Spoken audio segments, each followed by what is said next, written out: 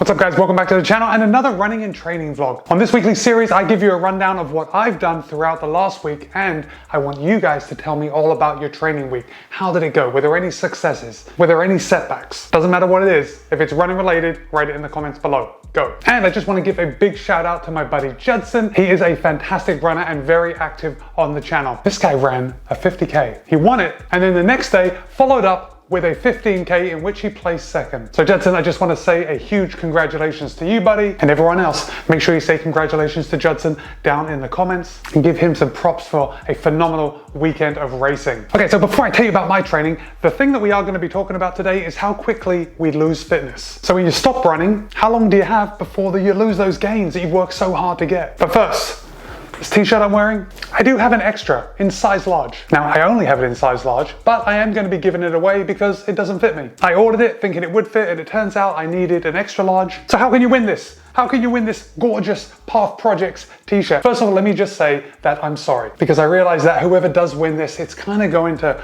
break the seal. You're going to see how good Path Projects products are, and you've always heard me talking about them. They make the best running shorts on the market. And you know, even though you are getting a free t-shirt, you are probably going to end up spending a lot more on Path Projects gear. So sorry for that. In order to win this t-shirt, in order to be entered to win this t-shirt, first you have to be subscribed to this YouTube channel, you have to follow me on Instagram, and here's the most important thing, you have to tell me which nut butter is the best. You may think that is a subjective question, but I promise you it's not. There is an answer on my channel. If you've been watching for a while, I think there's a video about it somewhere back there. So yeah, follow me on Insta, subscribe on YouTube, and tell me which nut butter is the best, and you can win this grey Path Projects t-shirt. I'll do a drawing next week. Okay, let's talk about losing fitness, because this is something, well, this is something that I'm sure a lot of us think about. We all put in a lot of work into our fitness, into our running. We do strength work, we do speed work, we log long runs. And although we have a lot of fun, sometimes we need to take a break. So we're gonna talk about how long that you can actually take that break for without losing fitness. First of all, we actually get fitter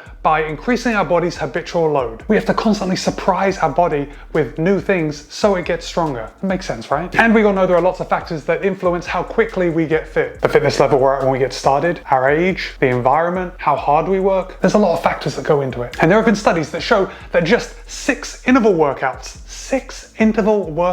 can actually increase your VO2 max. That's pretty good bang for the buck, isn't it? And as far as strength training goes, we see increases in muscular force within 2 weeks. So you only have to do strength work for 2 weeks before you are actually going to see a noticeable gain in strength. Now, as far as growing your muscle size, let's say you're benching, you're trying to get bigger muscles, that takes a little longer. That's going to take 8 to 12 weeks before you actually start noticing a difference in size. So for this example that I'm going to talk about, we're going to talk about a very fit runner, a runner that is, you know, kind of the top of their game. Let's say they've been training for a long time. And by a long time, I mean years and years and years. You know, they're very fast. They can run a marathon in 2.5 hours. They're training 5-6 days a week. So in this case, that person is going to see a drop in their VO2 max of about 10% in the first 4 weeks. So it's a pretty substantial decline pretty quickly. After those first 4 weeks, the VO2 max continues to decline, but it isn't as sharp. So when you stop running, your VO2 max is going to drop quickly and then slowly level out. Still declining, but just not as quickly. And this is why I use the example of the extremely fit person that's got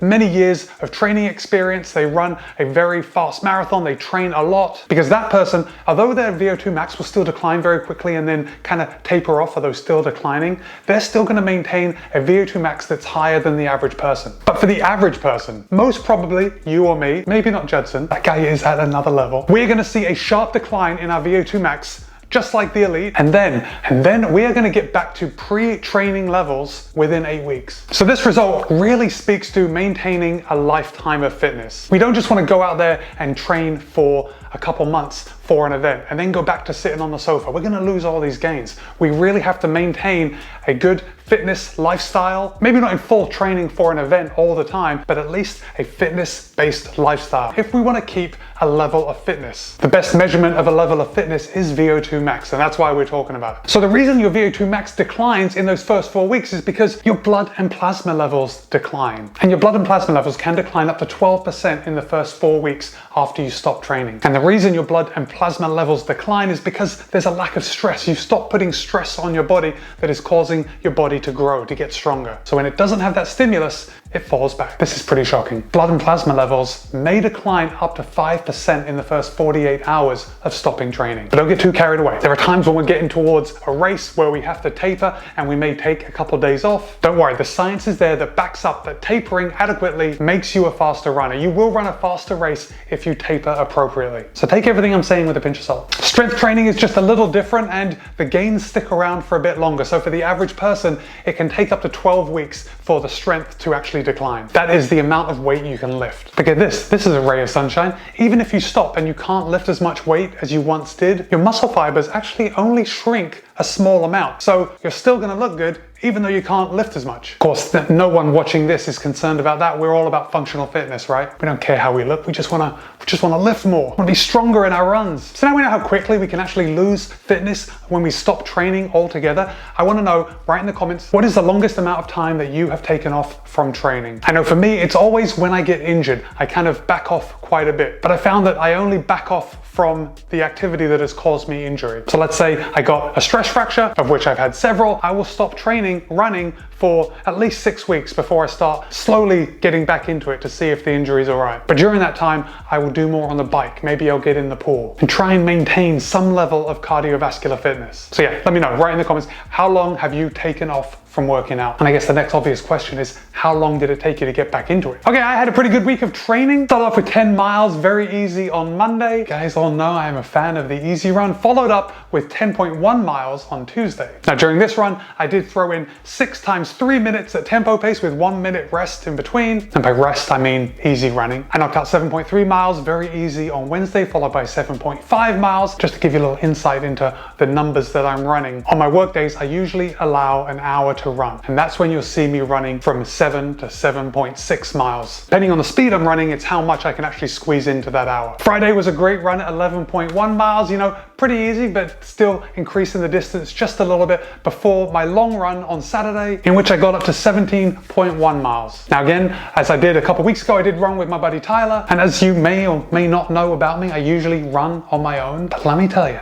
running with a running buddy just makes everything so much easier. It takes away any level of boredom that you might fall into. We were just running along, chatting the whole time, and got 17 miles in the books. Which brings me to Sunday. Now my legs were a little sore on Sunday after that long run, so I knocked out 5.4 miles, again, very easy, and have so much more time. Of course, after that, I did come home and jump on the Peloton for an hour and 20 minutes. Did a couple of boot camp workouts, but that's neither here nor there. This is about the running, so only 5.4 miles today. Which brings my week to a total of 70 miles, or just over 112 kilometers. As far as the Peloton goes, I did ride 128 miles this week, which is 206 kilometers. Pretty good week. And yeah, feeling good, feeling healthy. I know a lot of you have races coming up. Just make sure you write in the comments below to remind me and remind all the other viewers so we can give you the appropriate congratulations you deserve. My friends, I post new running videos at least twice a week. Be kind, be happy, run well. See you in a couple of days. If you're still here watching this and you haven't given this video a like, do it right now.